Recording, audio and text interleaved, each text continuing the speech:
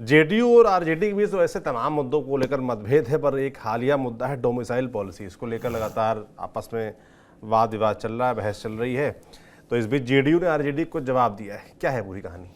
देखिए, आपको बताएं, मनीष वर्मा है पार्टी के महासचिव हैं और आरजेडी वो हर तरीका अपना रही है, लुभावने नारे दे रही है, वादे कर रही है।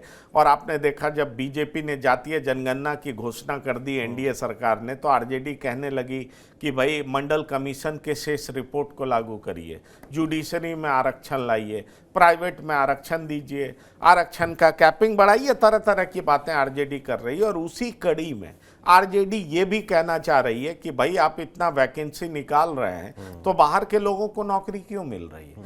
पर सवाल यह है कि कानून सम्मत जो होगा वही तो सरकार करेगी। उसी पे मनीष वर्मा ने इस बात का जवाब दिया है कि आप जो इस तरह का झूठा प्रचार, दुष्प्रचार कर रहे हैं, उसमें कोई दम नहीं है। दम इसलिए नहीं है कि आरक्षित सीटों पर ठीक है यहां के लोगों को मौका मिलेगा, लेकिन जो अनारक्षित सीटें हैं उस पर तो कहीं का व्यक्ति एलिजिबल होगा, वो नौकरी कर सकता है। और मनीष वर्मा यही नहीं रुकते हैं, वो कहते हैं अगर ये आधार रहा तो कल को बिहार के लोग महाराष्ट्र में काम करते हैं, केरल में काम करते हैं, अगर अलग अलग राज्य के लोग भी इसी तरह की बात करने लगे फिर क्या होगा।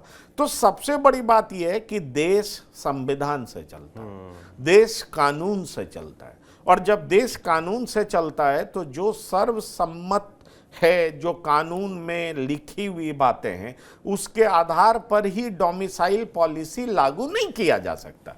दरअसल इसकी पृष्ठभूमि में ये है कि ये बहुत सारे टीचर्स की नौकरियां हो रही हैं। टीचर्स की नौकरियों में कहा जा रहा है कि बहुत सारे बाहर के लोग आ गए हैं और वो नौकरी कर रहे हैं। बिहार सरकार इसको लेकर के इसको एक बेहतर कदम मानती है। बिहार सरकार को लगता है कि हमारे टीचर्स जो काफ़ी कॉम्पिटेंट होंगे, अगर हम उनका सिलेक्शन कर रहे हैं तो ये हमारे लिए बहुत अच्छा है। और आपको हकीकत बता दूं कि बिहार में इन दिनों जितनी नौकरियां दी गई हैं वो अपने आप में अभूतपूर्व है। अगर बिहार सरकार इसको ढंग से मार्केट करे, लोगों में बताए, तो ये सच बात है कि बिहार में जितनी नौकरियां बांटी गई हैं उतनी नौकरियां किसी राज्य में नहीं बांटी गई। नीतीश कुमार अगर अपना प्रचार करें तो निश्चित तौर पर यह कहा जा सकता है कि नीतीश कुमार ने इस एस्पेक्ट में जोरदार काम किया।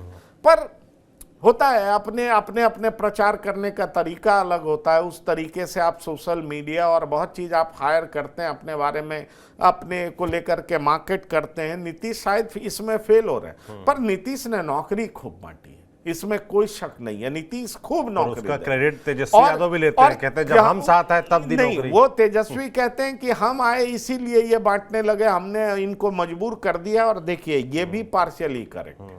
तेजस्वी यादव ने नौकरी की मांग रखी और जब वो साथ रहे तो उस समय नीतीश कुमार को लगा कि हाँ ठीक है नौकरी देना चाहिए, तभी लोग हमारे साथ जुड़ेंगे क्योंकि एंटी इनकम्बेंसी है।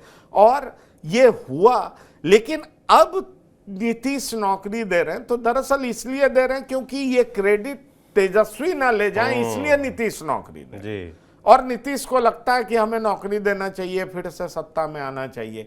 तो दरअसल ये पूरा जो डोमिसाइल पॉलिसी है उसको लेकर के आरजेडी पॉलिटिसाइज कर रही है। आरजेडी वहाँ के लोकल लोगों को कह रही है कि अरे भाई ये नौकरी तो आपकी थी, बाहरी लोगों को नौकरी क्यों मिल रही है। और इसलिए आरजेडी अलग अलग प्लेटफॉर्म से ये बात उठाती है। इसका जवाब जेडीयू के महासचिव मनीष वर्मा ने सबके सामने रखा कि जो आरजेडी कह रही है झूठ है, उसमें कोई दम नहीं है। दरअसल जो संविधान सम्मत है वही हम कर रहे हैं और आरजेडी का दुष्प्रचार कभी कामयाब नहीं हो।